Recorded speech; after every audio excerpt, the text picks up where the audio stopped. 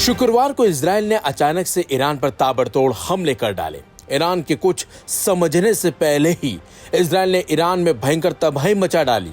हैरानी की बात तो यह है कि इजराइल ने ईरान के कई परमाणु और सैन्य ठिकानों को टारगेट करके सटीक अटैक किए।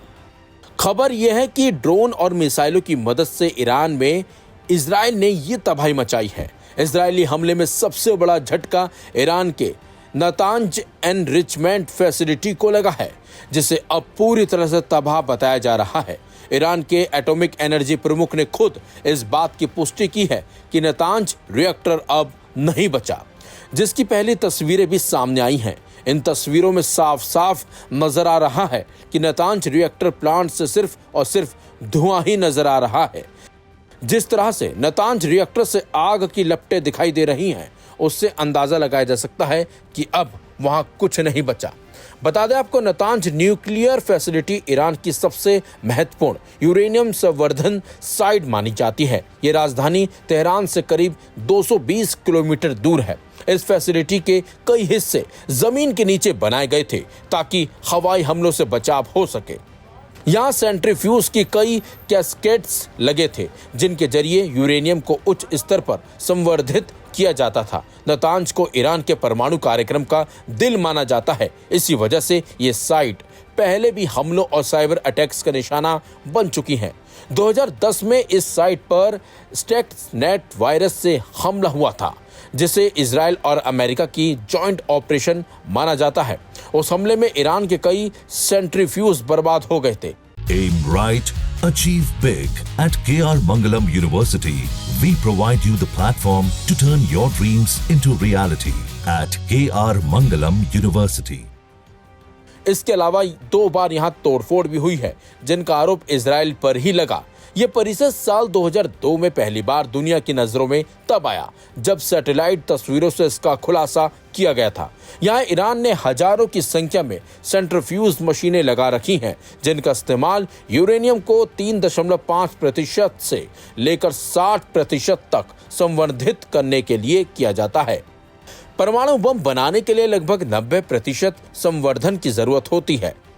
इस हमले से ठीक एक दिन पहले इंटरनेशनल एटॉमिक एनर्जी एजेंसी यानी कि IAEA ने 20 सालों में पहली बार ईरान की आलोचना करते हुए कहा था कि तेहरान एजेंसी के साथ सहयोग नहीं कर रहा। जवाब में ईरान ने न सिर्फ ज्यादा यूरेनियम संवर्धन की बात कही, बल्कि नए एडवांस सेंट्रीफ्यूज लगाने की घोषणा भी कर दी। अमेरिका और ईरान के बीच कुछ समय से बातचीत चल रही थी, जिसमें अमेरिका अपने प्रतिबंधों में ढील देने के बदले ईरान से यूरेनियम संवर्धन सीमित करने की उम्मीद कर रहा था। लेकिन अब इस हमले के बाद कूटनीतिक रास्ते और भी तनावपूर्ण होते दिख रहे हैं। इसी बीच ईरान ने भी कह दिया है कि इजराइल को इस हमले का जवाब जल्द मिलेगा।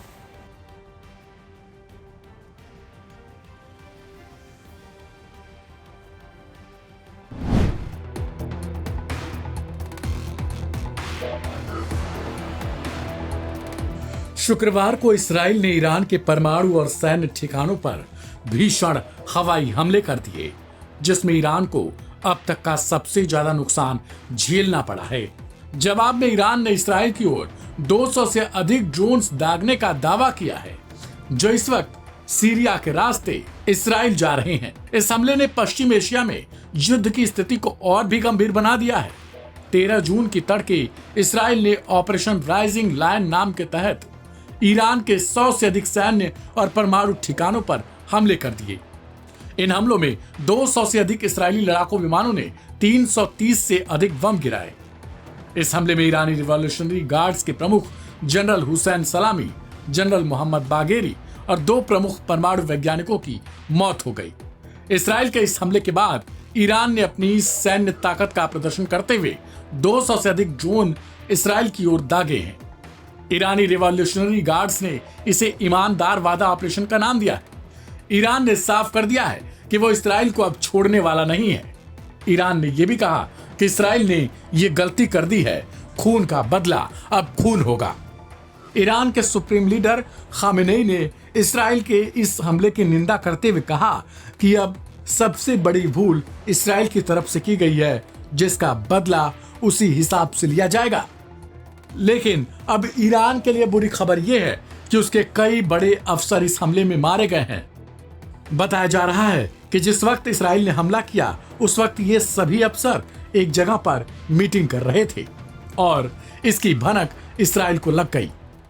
Aim right, achieve big. At KR Mangalam University, we provide you the platform to turn your dreams into reality. At KR Mangalam University.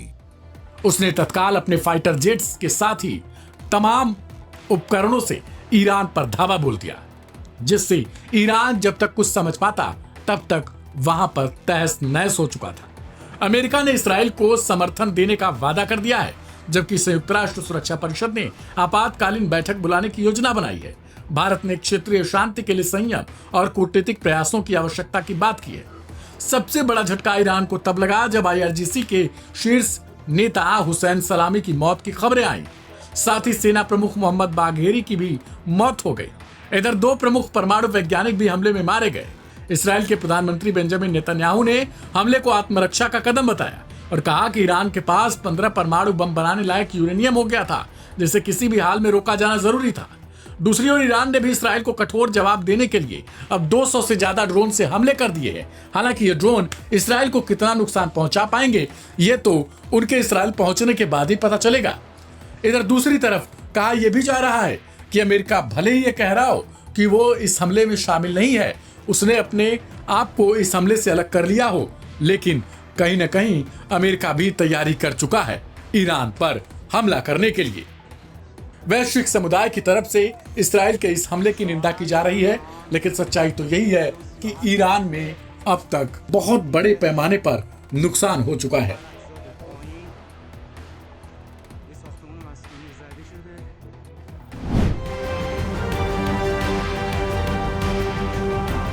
Iran के खिलाफ 13 जून 2025 को इसराइल ने एक भीषण हमला किया, जो अब तक का सबसे खतरनाक हमला है। इसमें न सिर्फ भीषण तबाही हुई, बल्कि ईरान के कई बड़े अफसर धराशायी हो गए। ईरान जवाबी हमले की तैयारी में है। कहा जा रहा है कि उसने 200 ड्रोन के साथ इसराइल पर हमला किया। हालांकि ईरान के लिए सबसे चिंता का विषय है वो है ईरान का परमाणु कार्यक्रम। ईरान परमाणु हथियार बनाने के करीब था और कहा जा रहा था कि वो 60% से अधिक संवर्धित यूरेनियम को तैयार कर चुका है। तब तक इसराइल ने उस पर हमला कर दिया। इस हमले में क्या संवर्धित यूरेनियम को कोई नुकसान हुआ, इसकी कोई सटीक जानकारी अब तक नहीं हुई है, लेकिन खबर है कि इस हमले में उनका प्रमुख परमाणु वैज्ञानिक भी अब जीवित नहीं। इसराइल ने सिर्फ ईरानी सैन्य ठिकानों को नहीं, बल्कि उस दिमाग को भी खत्म करने का दावा किया जो दशकों से ईरान के परमाणु हथियार कार्यक्रम की नींव रख रहा था।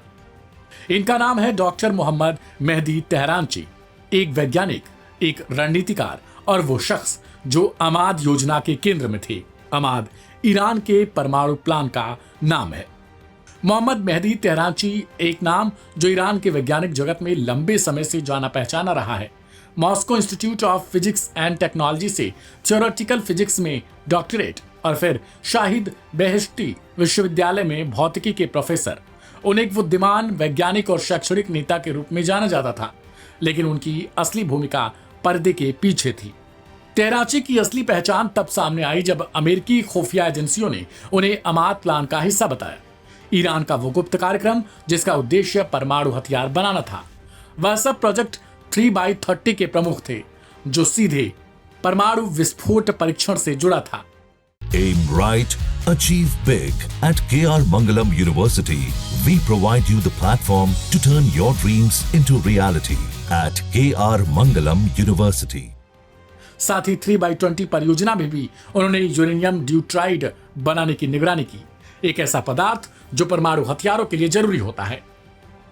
तेहरानची केवल प्रयोगशालाओं तक सीमित नहीं थे, वे supreme council for science, research and technology के प्रमुख थे, इस्लामिक आजाद विश्वविद्यालय के कार्यकारी अध्यक्ष थे और अयातुल्ला खामेनेई के ट्रस्ट अस्ताने कुद्स रज़वी में विज्ञान उपाध्यक्ष भी। 2018 में उन्होंने खुद ईरान के सर्वोच्च नेता को परमाणु नीति पर भाषण दिया था। साफ था वह केवल वैज्ञानिक नहीं, रणनीतिक योजनाकार भी थे। 13 जून 2025 इसराइली ऑपरेशन राइजिंग लायन के तहत ईरान के कई सैन्य और परमाणु ठिकानों पर इसराइल ने मिसाइलें दागी। तेहरान के बाहरी इलाके में एक हाई लेवल मीटिंग चल रही थी, वहीं डॉक्टर तेहरानची भी मौजूद थे। उसी हमले में उनका अंत हो गया। साथ ही मारे गए IRGC प्रमुख हुसैन सलामी और सेना प्रमुख मोहम्मद बाघेरी। विशेषज्ञों का कहना है कि तेहरांची जैसे वैज्ञानिकों की मृत्यु ईरान के सैन्य और वैज्ञानिक ढांचे में एक बड़ा झटका है। ये सिर्फ एक व्यक्ति की मौत नहीं बल्कि एक सोच का अंत भी माना जा रहा है। गौरतलब है कि इस मामले से अमेरिका ने खुद को अलग करने का दावा किया है। हालांकि ईरान का कहना है कि इस हमले के लिए वो अमेरिका को भी जिम्मेदार मानता है।